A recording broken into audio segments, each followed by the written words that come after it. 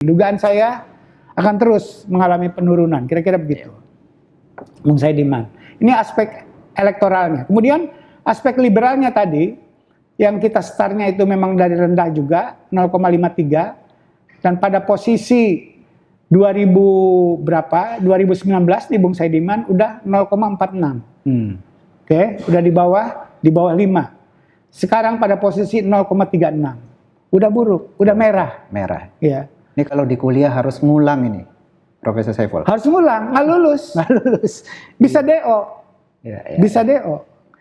Ya, jadi kalau melihat ini berdasarkan penilaian dari para ahli gitu ya. Nah ini yang nanti saya akan jelaskan bedanya survei yang biasa kita lakukan, minta masyarakat umum untuk menilai dengan ini. Ya. Kalau ini ditanyakan pada orang yang dianggap ahli tentang kondisi politik di Indonesia. Tanyanya para profesor, tanyanya sama pengamat, tanyanya sama para politisi senior dan seterusnya kayak begitu ditanyanya. Oke, bukan pada masyarakat biasa. Nah, kesimpulannya adalah temuan Fidem ini adalah demokrasi di Indonesia itu sedang mengalami kemunduran atau yang disebut oleh Fidem ini di Indonesia sedang terjadi otokratisasi gitu ya. Pengotoritarianan gitu ya yang terjadi di Indonesia atau proses menjadi negara otoriter sedang berlangsung atau Anda menyebut tadi sebagai kompetitif otoritarianisme. Ya, kalau kita makhluk yang peduli dengan perkembangan demokrasi di Indonesia, inilah yang terjadi akhir-akhir ini ya, bahwa negara ini menuju otokratisasi, menuju negara yang otoritarian. Pertanyaannya adalah apakah kemudian kecenderungan itu bisa dibalikin ke arah demokratisasi pada era pemerintahan Prabowo Subianto. Saya terus terang ya merasa pesimistis karena Prabowo adalah anak kandung dari Orde Baru. Kendati demikian, ya saya selalu berharap sebagai warga negara yang baik, mudah-mudahan Prabowo Subianto tidak seperti mertuanya Soeharto dan tentu saja tidak seperti koleganya atau teman akrabnya saat ini, yaitu Joko Widodo.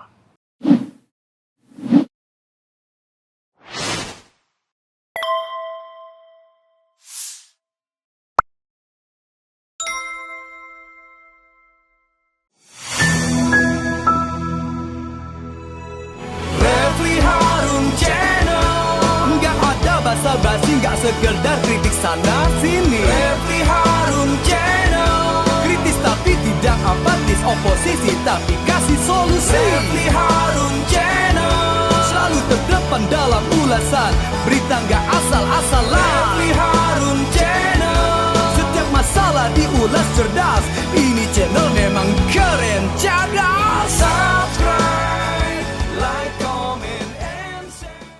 Assalamualaikum warahmatullahi wabarakatuh. Sobat LH sekalian, jumpa lagi kita di channel yang keren ini. Keren cadas. Ya, sahabat LH sekalian, saya baru saja mendarat di luar kota ya.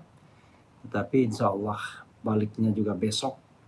Dan saya melihat ini ada hal yang menarik yang terkait dengan temuan dari Saiful Mujani Research and Consulting.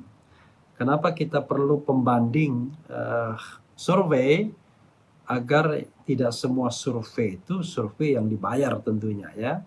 Kita ingin survei yang lebih kredibel dan survei tersebut adalah survei yang dilakukan oleh Saiful Mujani Research and Consulting. Oke, by the way, di mana saya live ini ya? Mungkin di channel satunya ya, tidak, karena saya punya 4 channel ya yang saya aktifkan. Ya, sahabat sekalian, coba kita lihat ini ya. Pastinya menarik untuk melihat bagaimana temuan dari Saiful Mujani Research and Consulting. Oh ya, ini ya.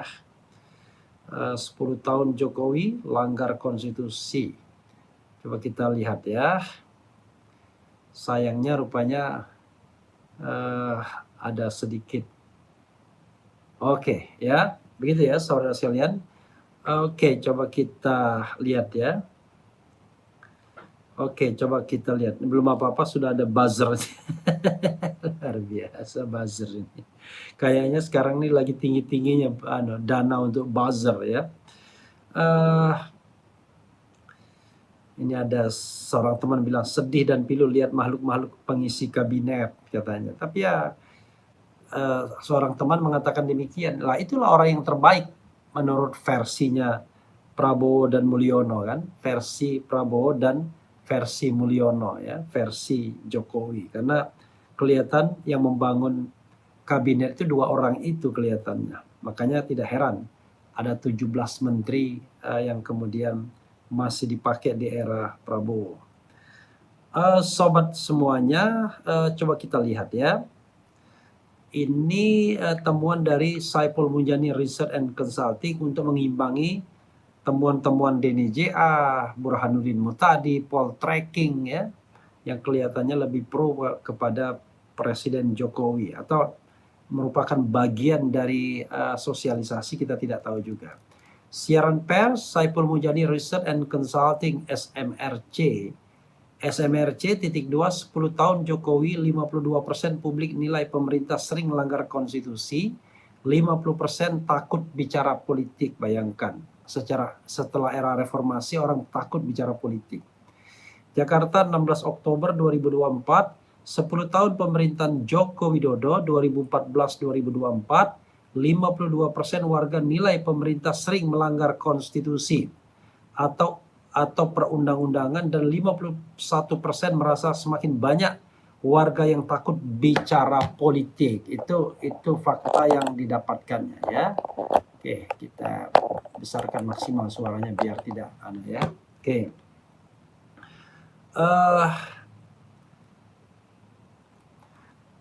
Jakarta 16 Oktober 2024, 10 tahun pemerintahan Joko Widodo 2014-2024, 52% warga nilai pemerintah sering melanggar konstitusi atau perundang-undangan dan 51% merasa semakin banyak warga yang takut bicara politik. Demikian temuan survei Saiful Mujani Research and Consulting SMRC Oktober 2024. Hasil survei tersebut disampaikan pendiri SMRC Profesor Saiful Mujani dalam program Bedah Politik di kanal YouTube SMRC TV pada Senin 15 Oktober.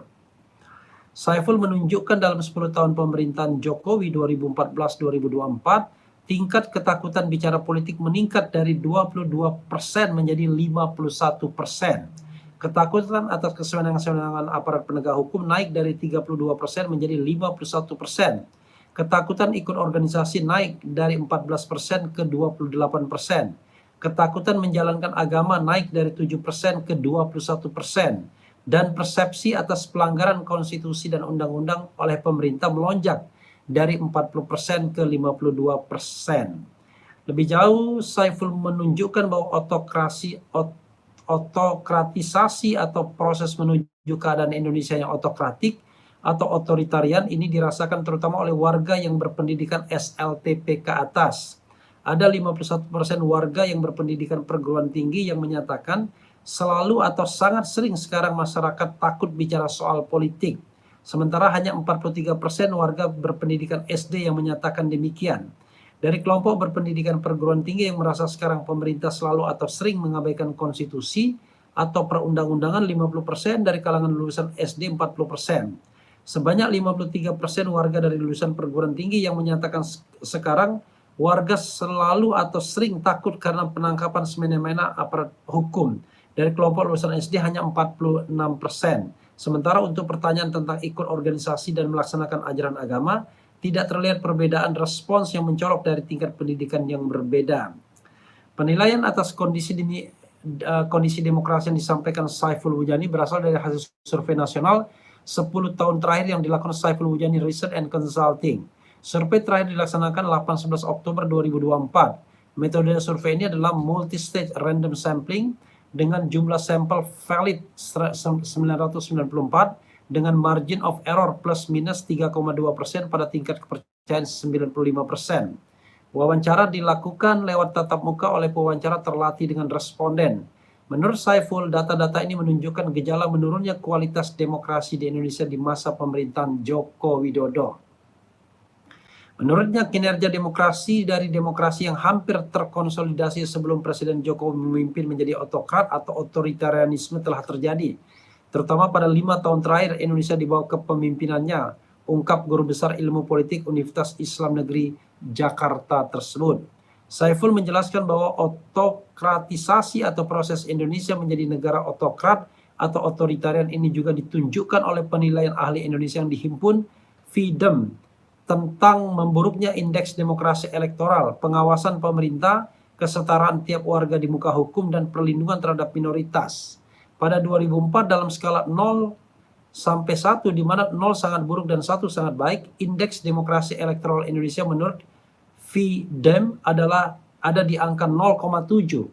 Angka ini relatif stabil di masa pemerintahan Susilo Bambang Yudhoyono, di mana pada 2014 skor demokrasi elektoral Indonesia ada di angka 0,67. Angka kemudian menurun sepanjang pemerintahan Joko Widodo, 0,6 di 2019 dan 0,54 pada 2023. Pada komponen liberal, skor Indonesia bergerak dari 0,53 di 2004, 0,52 pada 2014, menurun menjadi 0,46 pada 2019 dan terus merosot menjadi 0,36 pada 2024. Kesimpulannya adalah sering terjadi kemerosotan demokrasi selama pemerintahan Joko Widodo, atau dalam bahasa FIDEM, Indonesia sedang mengalami otokratisasi pungkasnya.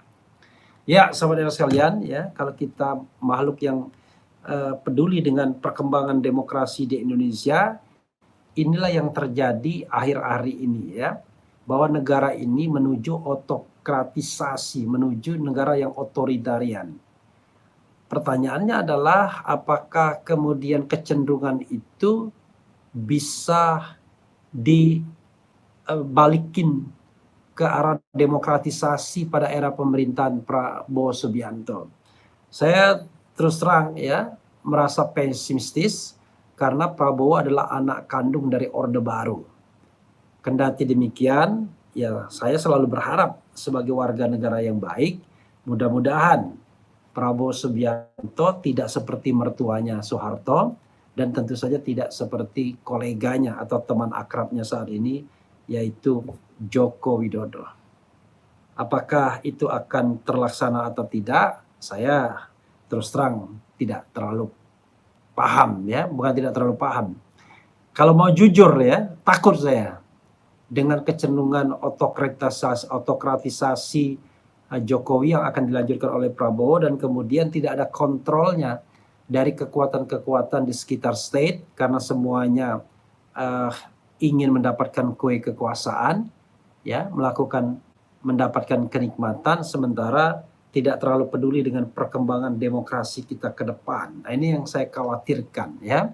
Tokoh-tokoh ketua-ketua umum partai politik yang masuk dalam pemerintahan Prabowo Subianto hanyalah seorang yes man, hanya orang yang nurut saja kepada apa yang disampaikan Prabowo. Khawatirnya begitu, tapi mudah-mudahan tidak demikian. Mudah-mudahan mereka menjadi balancer. Kita tahu, ya, tidak akan ada oposisi dalam pemerintahan Presiden Prabowo. Saya tidak tahu pragmatisme apa yang melingkupi partai-partai politik tersebut. Tapi sekarang, ya, kita merasa bahwa tidak ada yang benar-benar memperjuangkan rakyat dan demokrasi ke depan. Yang ada adalah rebutan kue, rebutan anggaran, rebutan kenikmatan, rebutan kekuasaan. Saling cakar untuk mendapatkan kesempatan, ya. Begitu sobat RH sekalian, ya. Oke, coba kita bacakan komentar sobat RH sekalian, ya. Salam keren cadas Bung Refli Harun. Suaranya kok kecil Pak RH, ya, saya tidak pakai mikrofon, ya. Dan di dalam kamar. Mudah-mudahan ini bisa tetap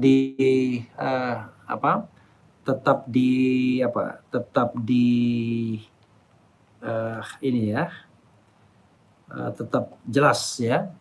Kemudian tanam jasa, tanam orang buat mengamankan. Kemudian tanggal 18 jadi Pak, ya, nanti saya konsolidasi dulu dengan Faisal Azegab, ya. 10 tahun si Raja Ngibul tukang kayu mimpin negara jadi bobrok, rusak semua elemen kerja kualitas pencitraan. Mulyono di backingi Prabowo, bang berat rasanya nih. Suaranya mana Bang Era, kecil banget, lagi masak nggak denger dah. Ya jangan masak dulu dah. Saya di luar kota dan tidak pakai mikrofon ya, cuman pakai handphone doang. Kemudian mantap Bang Refli, kenapa Sri Lanka bisa menggulingkan pemimpin yang zalim?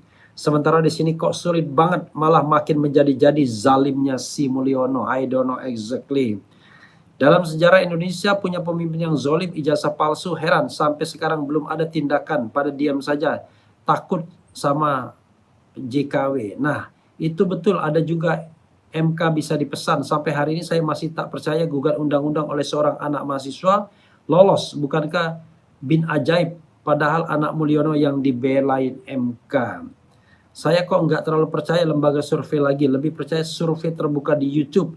Yang ikut survei di YouTube pesertanya ikut polling biasanya lebih banyak. Oke. Suaranya kecil Bang, ya memang. saya sudah bilang ya.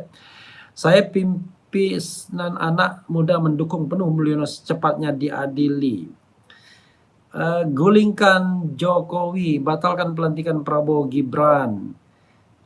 Batalkan Fufu Fafa menjadi wakil presiden, ganti saja dengan tokoh anak bangsa yang terbaik. Hukum harus tegak, jangan ke presiden yang lain hukum ditegakkan seperti Pak Soekarno dan Pak Soeharto. Jokowi lebih parah melanggarnya, rakyat di seluruh dunia mengetahui. Prabowo pelindung Mulyono, gue nggak yakin Prabowo dilantik. Sangat anjlok demokrasi karena rakyat dibungkam dengan undang-undang ITE dan aparat semena-mena. Jokowi saja yang kita demo, lagian ijazahnya tak jelas, kok muka bisa beda dengan ijazah, aneh. Kemudian suaranya kecil Bung, ya itulah ya. Oke, saudara sekalian, saya sampai di situ saja ya untuk melihat ini, dan memang nanti saya pakai mikrofon ya. Ini HP saya satunya, nanti kita pakai mikrofon biar besar suaranya.